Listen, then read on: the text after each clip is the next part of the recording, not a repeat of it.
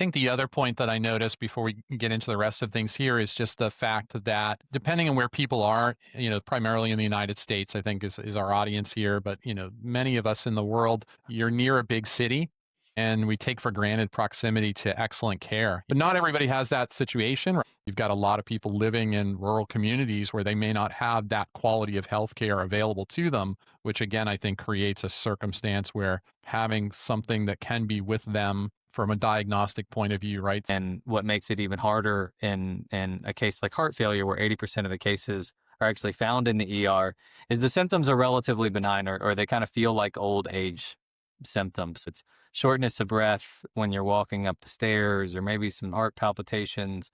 And you go and potentially see a primary care doctor that you may go to every couple of years, and it gets brushed off, sometimes too easily as, well, you need to eat better, you need to be a little bit more active, you're just a little bit winded, or quite frankly, you're just getting old. Which Mhm. is probably what my dad would hear. So importantly, and you kicked it off at the beginning, the point is right, that the science is largely behind us. It's just how do you get that in the hands and in the communities that need it, as opposed to waiting for the people who can make it to the hospital.